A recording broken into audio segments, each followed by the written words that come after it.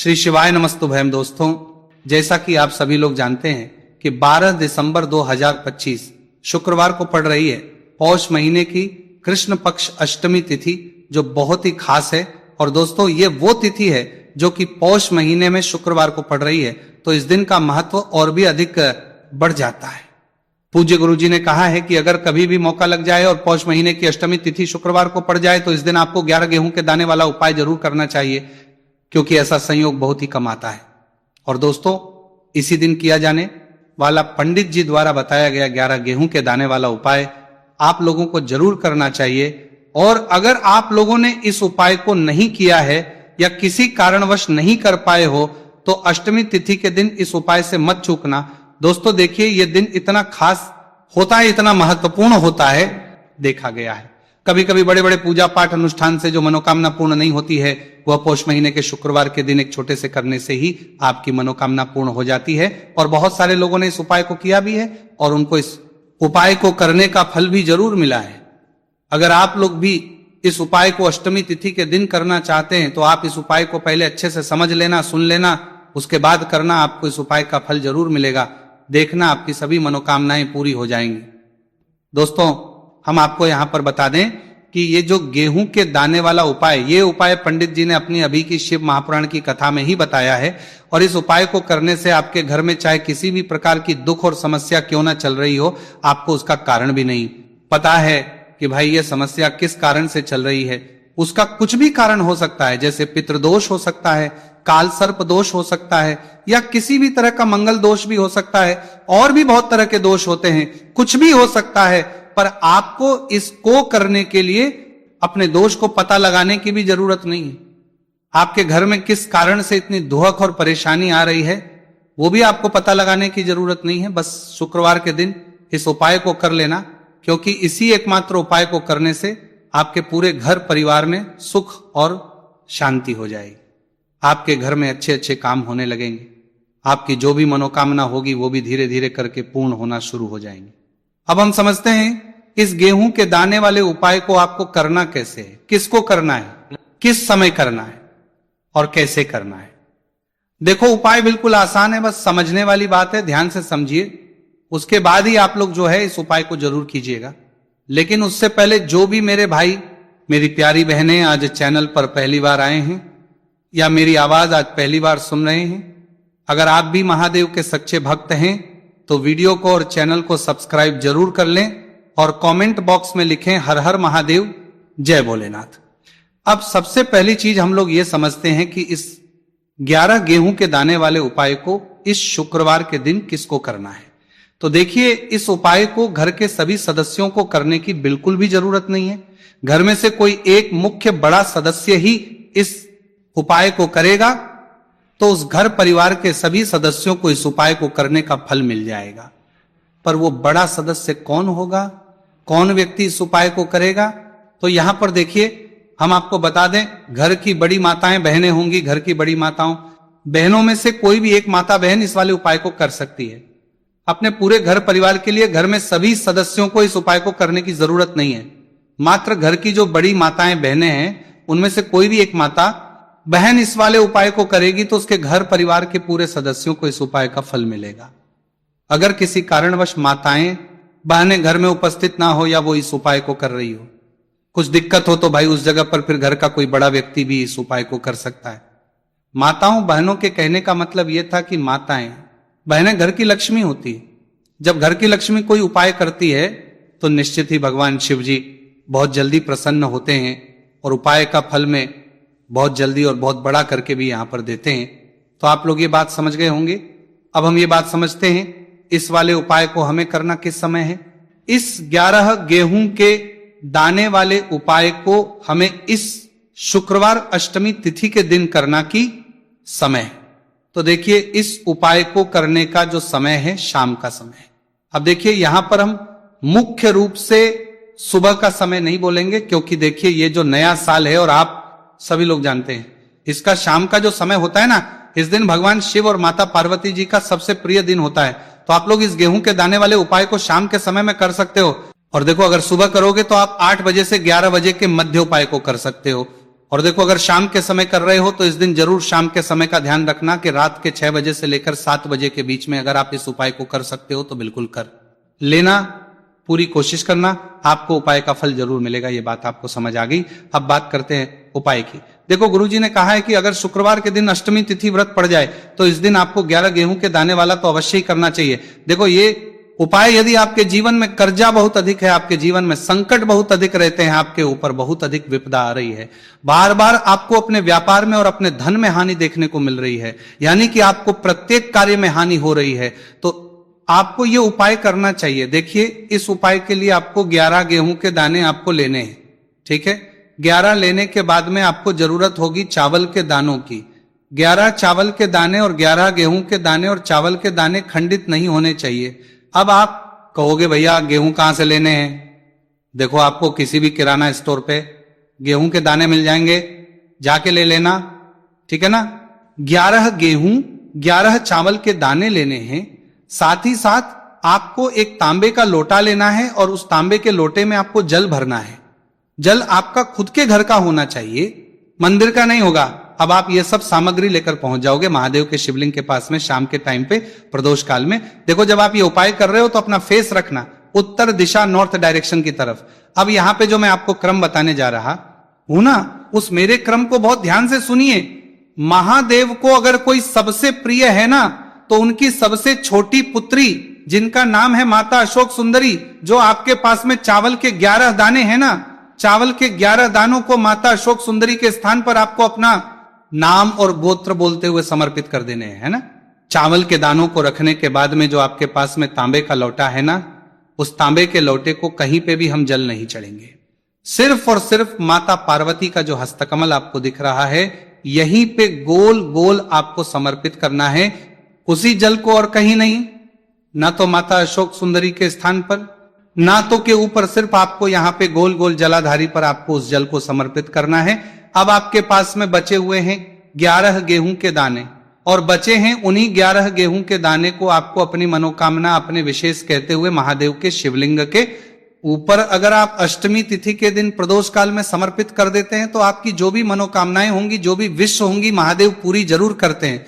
अन्न समर्पण करने से, उस खासकर गेहूं को समर्पण करने से हमारी इच्छाएं पूरी होती हैं। और अगर वो दिन अष्टमी तिथि का दिन हो, तब तो इससे सुंदर संयोग कुछ भी नहीं हो सकता।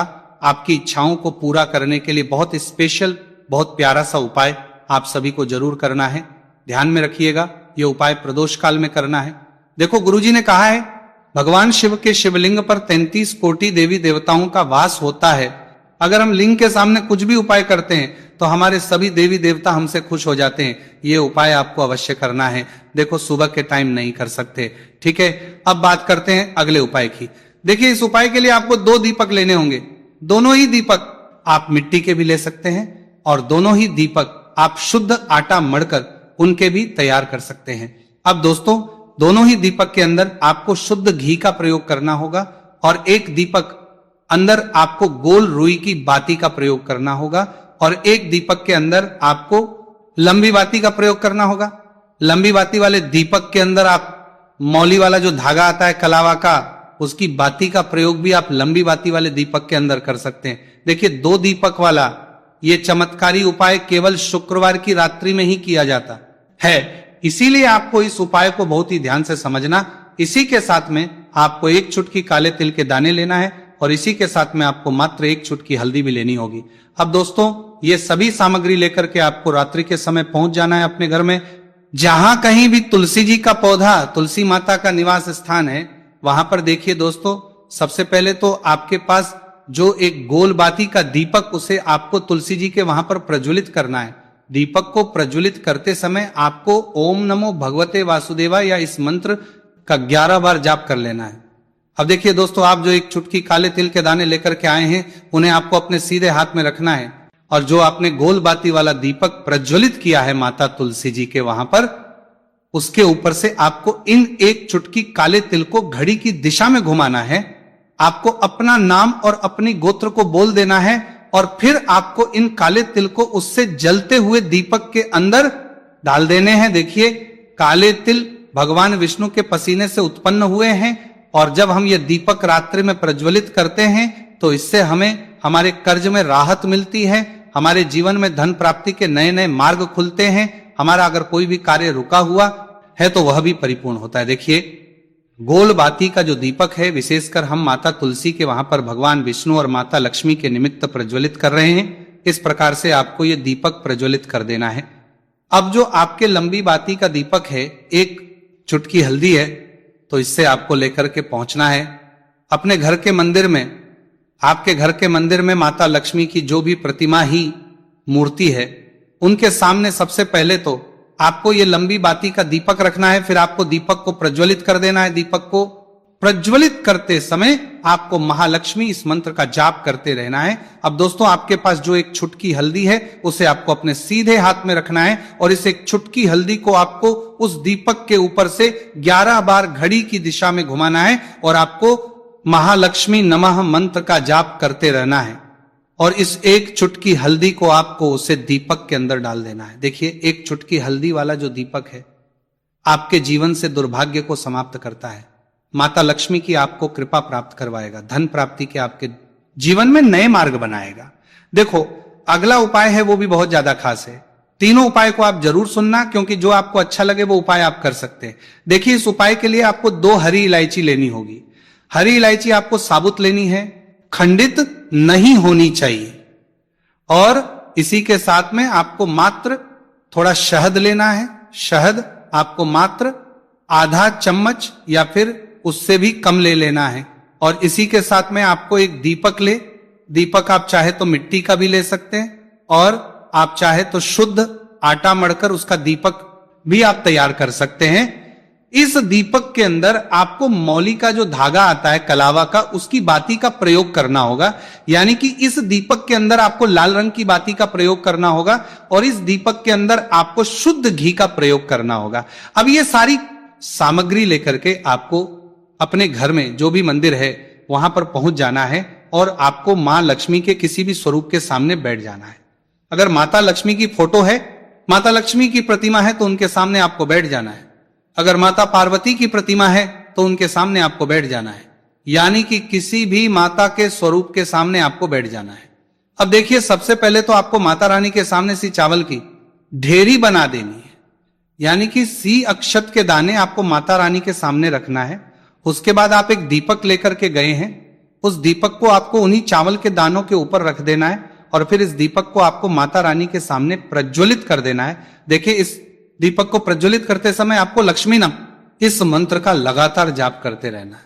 दीपक को प्रज्वलित करने के बाद आप जो 2 हरी इलायची लेकर के गए हैं, उसमें से एक हरी इलायची को तो आपको उसी दीपक के अंदर डाल देनी है और वहीं पर आपको से कम 21 बार ओम महालक्ष्मी नमः इस मंत्र का जाप कर लेना है। अब आपके पास जो शहद है और एक हरी इलायची है, उसे सीधे आपको लेकर के पहुंच जाना है। भगवान शिव के मंदिर में पूज्य गुरु जी ने बताया है कि यह उपाय आपको सिर्फ और सिर्फ शाम के समय ही करना होगा। शाम को जब भी सूर्यास्त का समय होता है तो उस समय आपको यह उपाय करना है। लेकिन सबसे पहले तो आपके पास जो एक हरी इलायची है, उसे आपको उस शहद के अच्छे से डुबो देना है। यानी कि शहद का लेपन उसे हरी इलायची के ऊपर चारों तरफ आपको कर देना है।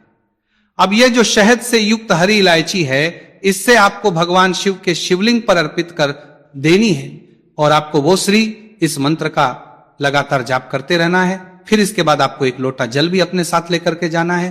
तो ये एक लोटा जल भी आपको धीरे धीरे शिवलिंग पर समर्पित कर देना है और आपको इस मंत्र का जाप करते रहना है। फिर इसके बाद आपको अपने घर आ जाना है। इस प्रकार से आपको ये उपाय कर लेना है। तो चलिए दोस्तों, जान लेते हैं गुरुजी द्वारा बताए गए दूसरे उपाय के बारे में। देखिए, इस उपाय के लिए आपको लेना है 11 चावल के दाने। गुरुजी ने कहा है चावल के दाने खंडित नहीं लेने हैं, बिल्कुल साबित होने चाहिए। उसके साथ में आपको लेना है एक बेलपत्र। बेलपत्र का भी नियम है, अगर आपके पास बेलपत्र नहीं है तो आप शिवलिंग से उठाकर उसको पुनः शुद्ध जल से धोकर इस्तेमाल कर सकते हैं। इस प्रकार आपको बेलपत्र लेना है। इसके बाद आपको एक लोटा जल लेना है। अब यह सब सामग्री लेकर आपको जाना है महादेव के मंदिर में। देखो, अब आपको उत्तर साइड में खड़े हो जाना है और सबसे पहले आपको एक बेलपत्र अपने हाथ पर और 11 चावल दाने रखकर शिवलिंग के ऊपर अपना नाम और गोत्र बोलते हुए समर्पित कर देना है और का लगातार जाप करना है। अब आपको जो एक लौटा जल साथ में लेकर आए थे उसे धीरे धीरे बेलपत्र और चावल दाने के ठीक ऊपर आपको समर्पित करते जाना है और शिव पुराण के मूल मंत्र श्री शिवी का 11 बार जाप करना है और अपनी मनोकामना बोलते जाना है। देखो बस छोटा सा उपाय करना है, देखना एक दिन आपके सब काम बनने लग जाएंगे। गुरुजी का बहुत ही विशेष उपाय है। चलते हैं तीसरे उपाय के। देखो इस उपाय के लिए आपको लेना है गोल बाती का दीपक। आप चाहे तो मिट्टी का ले सकते हैं या फिर घर से शुद्ध आटा मढ़कर उसका दीपक आप तैयार कर सकते हैं। इसके बाद आपको लेना है शुद्ध गाय का घी। अगर वो नहीं है तो कोई भी देसी घी इस्तेमाल कर सकते हैं जिससे आपको दीपक प्रज्वलित करना है। देखो अब ये सब सामग्री लेकर आपको जाना है। प्रदोष काल में आपके घर पर तुलसी जी के घेरे के पास में देखो ये उपाय तो आपको अवश्य करना है। देखो वहां पहुंच सबसे पहले वो दीपक आपको प्रज्वलित कर देना है और ओम नमो भगवते वासुदेवाय नमः का 11 बार जाप करना है।